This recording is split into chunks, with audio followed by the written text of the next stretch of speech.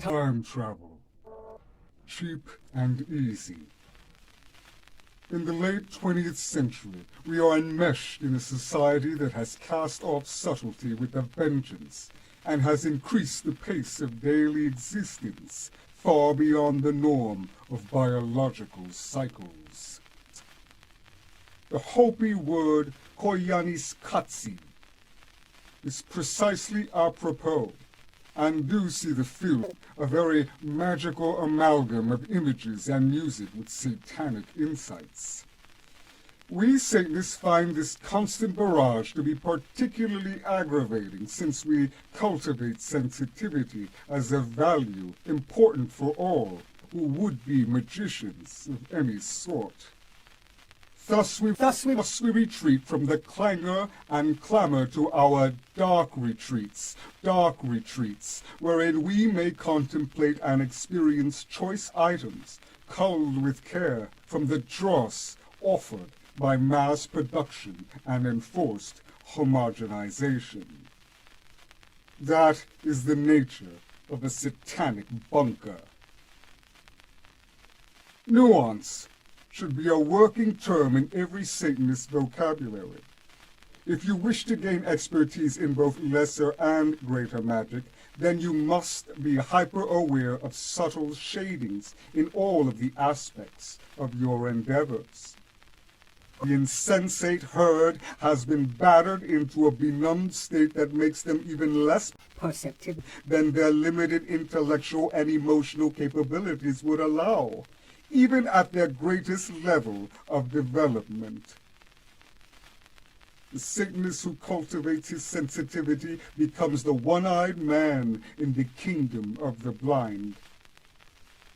As you advance your magical skills, you then open both eyes, and as you attain mastery, you augment these natural, though often undeveloped, perceptions with the magical equivalents of telescopes and microscopes.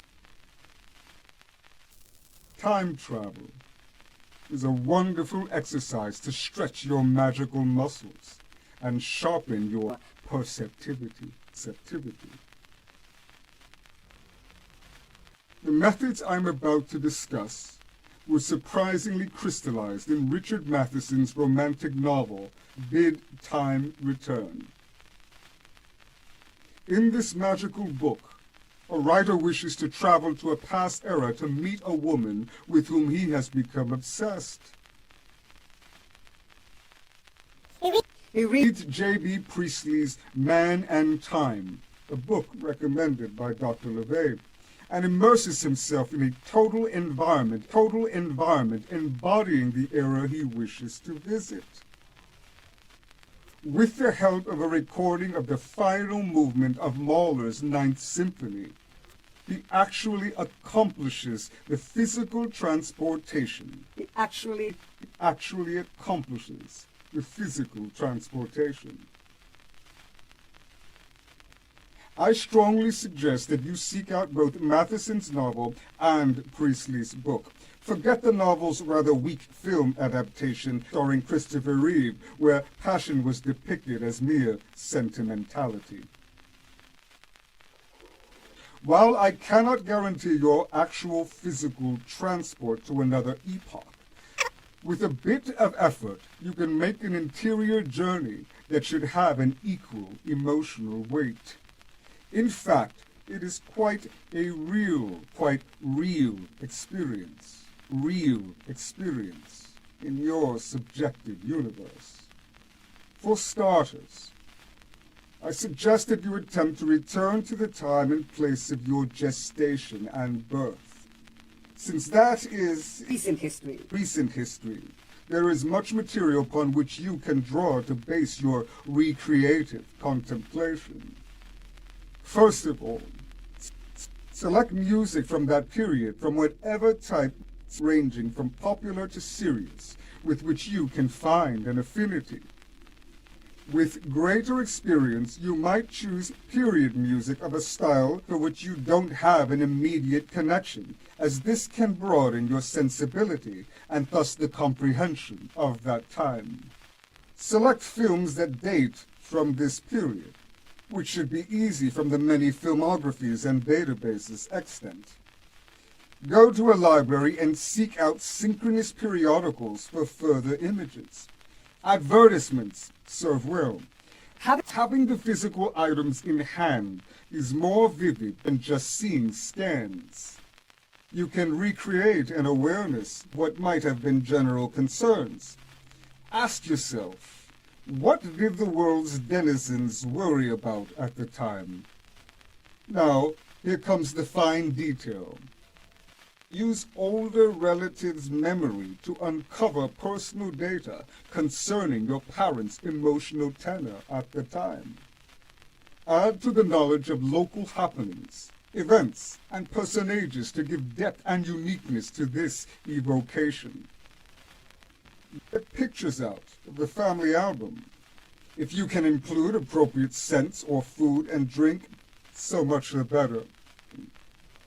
In the course of my experiments, I have identified a principle of resonance that is of supreme importance. Music is a particular range of energy vibrations that we perceive as sound, given structure and thus meaning by a human agent.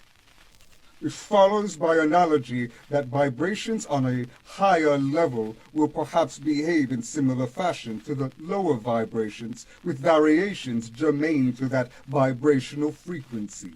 Resonance is defined as a state wherein sound oscillations are reinforced and thus sustained, because the natural frequency of the resonating body is the same as that of the sound source.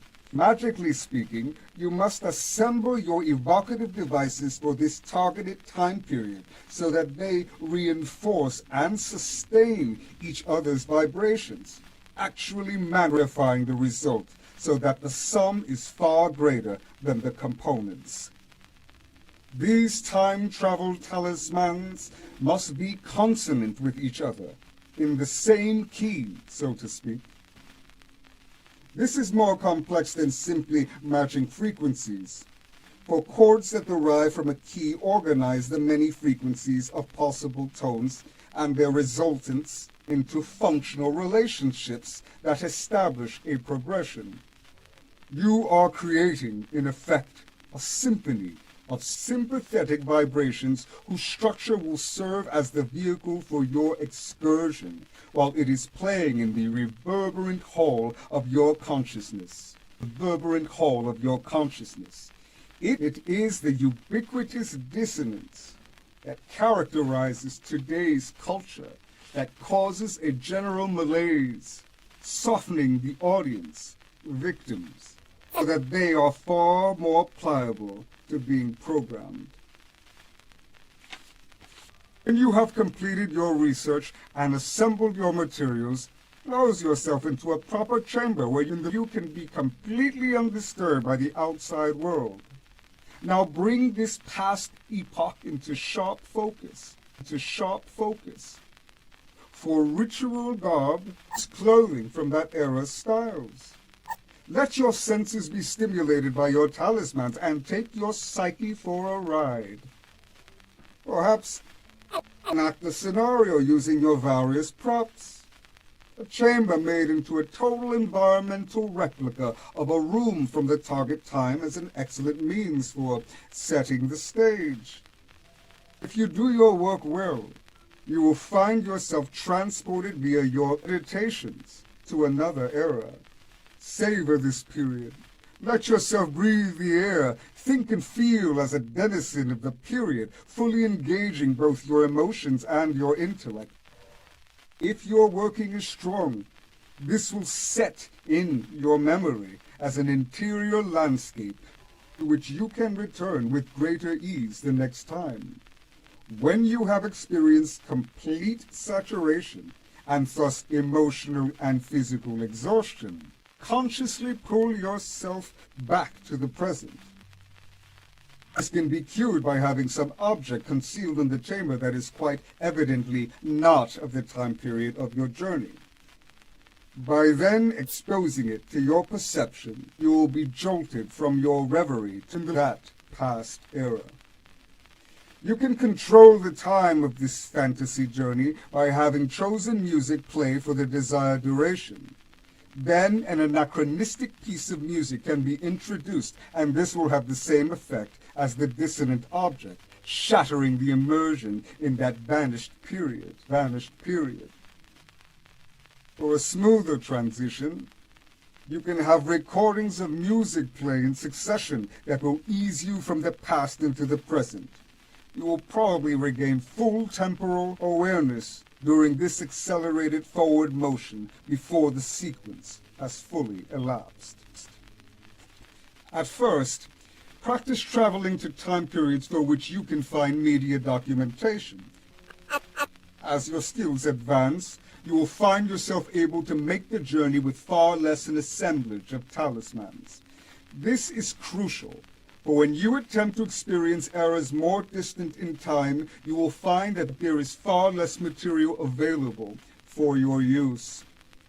History is generally a chronicle of the individuals, activities, and events of a past period that are most memorable to the succeeding generations who create and maintain the records. Such documentation is thus highly subjective and should not be construed as an objective portrait of what happened. The most difficult information to obtain concerns the details of the day-to-day existence of most inhabitants of these past periods. With this area on the map of history being generally blank, it thus becomes difficult to enter into the consciousness of the people who existed then, particularly when you are dealing with cultures that are remote in time and geography and people who spoke languages that form particular shadings of perception that are now truly alien to our current cultural milieu. When you have mastered this art, you will find trips to museums and to sites of ancient architecture to be even more highly rewarding experiences than previously. The mere contemplation of a single artifact will fill you with a sensibility of its creators, while being enclosed in the total environment of a complete archaic structure will constitute an epiphany of major significance. The ultimate purpose of this time travel experimentation is to develop a sense of perspective, so that you rise above the conceptual confines of the two-dimensional plane of contemporary existence, and grasp its cultural, political, sociological, and anthropological processes from a third dimension. From this vantage point, you will have that wisdom of clarity, a very rare prize. You will never again let past orthodoxies be forgotten, and you will be far better equipped to deal with the tribulations of making your way in the current harried environment.